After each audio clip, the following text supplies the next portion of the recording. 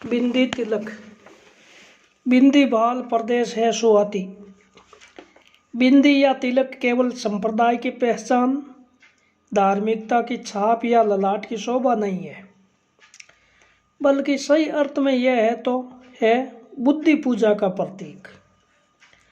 मानव को ईश्वर तक पहुंचाने वाला, परमात्मा तक पहुंचाने वाला सबसे श्रेष्ठ साधन है बुद्धि। इसलिए ईश पूजन के बाद बुद्धि पूजा होना जरूरी है, क्योंकि बुद्धि के निवास स्थान मस्तक का पूजन करना बहुत जरूरी है। पहले साध्य का यानी परमात्मा का पूजन, और उसके बाद साधन का यानी बुद्धि का या मस्तिष्क का पूजन। मस्तिष्क में बुद्धि का स्थान है। कठोर उपनिषद में बुद्धि को हमारे जीवन रथ के सारथ की उपमा दी गई है। हमारे जीवन रथ की उपमा दी गई है। जीवन रथ का जो सारथी है, सारथी की उपमा दी गई है। आत्मा मान रथिनम विधि शरीरम रथ में तु बुद्धिम तु सारथिम विद्धिम मने प्रहमेव वच्चे इंद्रियाणि हयानुहुर विषयास्ते तु गोचराणि। आत्मा को रथ का स्वामी समझ, शरीर को रथ समझ, बुद्धि को सारथी समझ, और मन उसका लगाम है, इंद्रिय उसके घोड़े हैं, और विषय घोड़ों के चलने के मार्ग है। बुद्धि रूपी सारथी यदि तेजस्वी, समर्थ और दक्ष होगा, तभी वह जीवन रथ को अपने गंतव्य स्थान तक पहुंचा देगा। शुद्ध ही बुद्धि किल कामधेनु। विशुद्ध बुद्धि कामधेनु की तरह जीवित का विकास के बारे में यथेच फल देती है। संत तुलसीदास जी ने क्या कि जहाँ सुमति थे संपत्ति नाना, जय कुमति थे विपत्ति विधाना। बुद्धि को विशुद्ध करने के लिए उसे रोज स्वाध्याय से स्नान कराना चाहिए, पठन पाठन करना चाहिए। गीता, रामायण, भागवत, विष्णु पुराण, 18 पुराण है, या अपने इष्ट देव के प्रति जो भी हमसे जो कुछ स्वाध्याय हो। कई चालीसा भी पढ़ सकते हैं अपने इष्ट देव का। भगवान की पूजा करने के बाद हम उनके चरणों में मस्तक झुकाते हैं। उनके पीछे भाव ये है कि हे भगवान, ये मस्तक मेरा नहीं है, आपका है। आपके चरणों में मैं आपको अर्पण करता हूँ। आपको जो विचार पसंद है उन्हें मस्तक में रखूँगा। जीवन रथ का सारथी इत्यार्थ बुद्धि यदि भोगी, निस्तेज, असमर्थ, स्वच्छंदी और उन्मत्त होगी, तो वह हमारे जीवन रथ को अवश्य गड्ढे के अंदर ले जाकर पटक देगी। मानव भले ही सब कुछ खो बैठे, परंतु यदि उसकी बुद्धि सुयोग्य और सलामत है, तो वह वापस शून्य में से सृष्टि का सृजन कर सकता है। अपनी बुद्धि पर पूर्ण विकास के बल पर ही मुद्रा राक्षस नाटक में चाणक्य कहते हैं कि बुद्धिस्तु मां गानमम।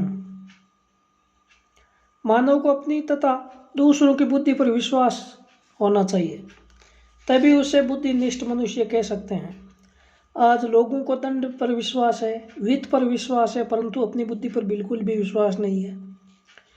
बुद्धि युग का यह परम आश्चर्य है। शासन के भय से मानव सीधा चलता है, वित्त के प्रलोभन से मानव काम करे, यह शक्य लगता है, परंतु बुद्धि पूर्वक कोई मानव अच्छा आचरण करेगा या कार्य प्रवृत्त रहेगा, यह बात आज के समय में जल्दी गले नहीं उतरती है।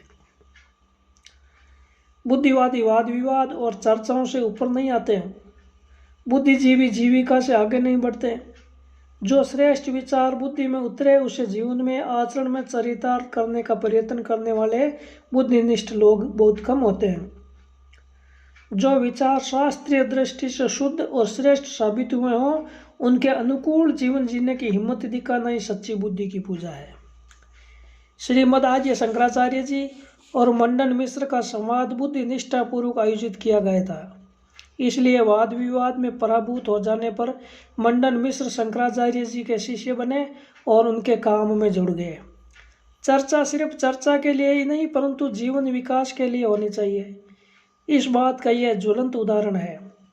अपने प्रतिपादन और अर्जुन की बुद्धि पर विश्वास से ही भगवान कृष्ण ने समग्र गीता कहने के बाद अंत में कहा, विमर्श्येदेत शेषेण यच्चेषसि तथा कुरु। मैंने जो कहा उस पर पूर्ण विचार करके बाद में तुझे ठीक लगे वैसा ही कर। मैं कहता हूँ वैसा कर, ऐसा आग्रह गीतकार ने नहीं रखा, क्योंकि सच्चा बुद्धि पूजक अनाग्रही होता है। जबरदस्ती से किसी पर अपने विचार लादना तो सामने वाले की बुद्धि का अपमान करना है और उसमें अपनी बुद्धि पर अविश्वास प्रकट होता है। भारतीय संस्कृति हमारे तक यही सब समझ देती है कि अपना प्रत्येक कदम बुद्धिपूर्वक विचार करके आगे बढ़ाना चाहिए। दृष्टिपूतम नियत पादम अस्त्रपूतम पिबेजनम, यानी देख कर ही कदम रखो, छान कर पानी पियो। शुभ प्रसंग या बाहर जाते वक्त ललाट में तिलक करने के पीछे भी यही भाव है। परदेश में अपनी बुद्धि को स्थिर रखना, बुद्धि ठिकाने होगी तभी सभी अच्छा होगा। भारतीय संस्कृति जड़ता, संशय या अंधश्रद्धा पर नहीं अपितु विश्व के किसी भी धर्म या संस्कृति से ज्यादा बुद्धि प्रामाण्य पर खड़ी है। ऐसा कहने में जरा भी अतिशयोक्ति नहीं है। भारतीय विचारधारा में वेद प्रामाण्य माना गया है। कई लोगों को यह बात खटकती है, उन्हें यह वेद निष्ठा मुक्त विचार में बाधक लगती है, परंतु वे भूल जाते हैं कि भारतीयों की वेद श्रद्धा अंधी नहीं है। वेदों के अनन्य भक्त आद्य शंकराचार्य जी भी कहते हैं कि वेद यदि मुझे कहेगा कि अग्नि शीतल है तो मैं स्वीकार नहीं करूंगा, क्योंकि वे मेरे अनुभव के विरुद्ध है, परंतु साथ साथ मुझे विश्वास है कि वेद ऐसा कहेगा ही नहीं। इस दृष्टि से भारतीयों की वेद श्रद्धा बुद्धि युक्त, अनुभव सिद्ध और जागृत है। भारतीय संस्कृति की यही विशेषता है कि इतना सारा बुद्धि प्रामाण्य होने पर भी उसने भाव जीवन को सतत खिला हुआ रखा है। बुद्धि की तेजस्विता के साथ साथ भावना का पुष्प सतत खिलता रहे, महकता रहे, बुद्धि के प्रकाश से वे मुरझा न जाए, इसके लिए वे सतत जागृत है, इसीलिए वे महान है, पूजार है। और ऐसी प्रगल्भ बुद्धि की पूजा करके वैदिक धर्म ने अपनी प्रतिभा को ज्यादा वैभवशाली बना दिया है।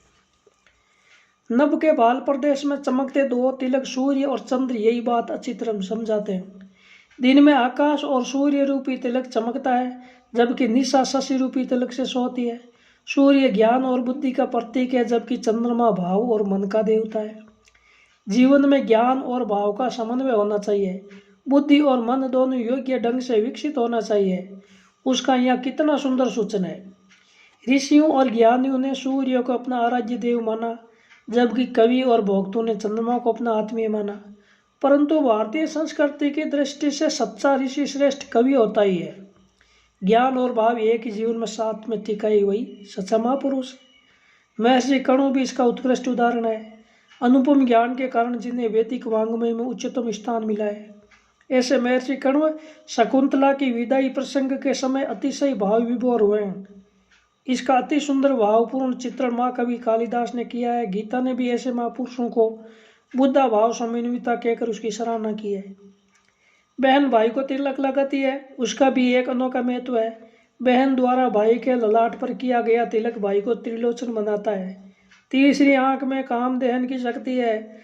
जगत की स्त्री जाति की ओर काम दृष्टि से न देख कर भाव दृष्टि से देखना, भगिनी भाव से देखने का कैसा हृदयंगम सूचन तिलक में समाया गया है। तिलक सौभाग्य का भी प्रतीक है। विवाह होते ही स्त्री अपना जीवन पति के साथ जोड़ देती है। जिस तरह नदी सागर में मिल जाती है, उसी तरह स्त्री अपने जीवन में पति में मिल देती है। पतिव्रता स्त्री के पति के व्रत को अपना जीवन व्रत मानती है और उसके विचारों का अनुसरण करती है, इसीलिए वे पति के नाम का तिलक करती है। तिलक उसका सौभाग्य चिन्ह बन जाता है। इसलिए तिलक करते समय कुमकुम गिर जाए तो कुमकुम गिर गया ऐसा नहीं कहते, अपितु कुमकुम बढ़ गया ऐसा कहते हैं। सांप्रदायिक लोगों का तिलक केवल पहचान की छाप के रूप में नहीं, बल्कि निश्चित विचारधारा को दृष्टि में रख कर किया जाता है। अब यह विचारधारा भुलाकर केवल तिलक की छाप रह गई है, होगी तो वह दुखद घटना है। तिलक आस्तिकता का भी चिन्ह है, आस्तिकता का भी चिन्ह है। भक्त भगवान के नाम का तिलक लगाता है। सच्चा भक्त कभी निराश नहीं होता। निराशा नास्तिकता है। प्रभु पर अविश्वास है। प्रभु सबके स्वामी है, इसलिए जगत में कोई भी अनाथ नहीं है। ललाट से तिलक मिट जाने के बाद विधवा स्त्री को जिस तरह अन्य अलंकार शोभा नहीं देते, उसी तरह जिसके जीवन से प्रभु प्रेम का तिलक उड़ गया है, उसके जीवन में वैभव, सत्ता, कीर्ति वगैरह अलंकार निस्तेज, फीके और हास्यास्पद लगते हैं।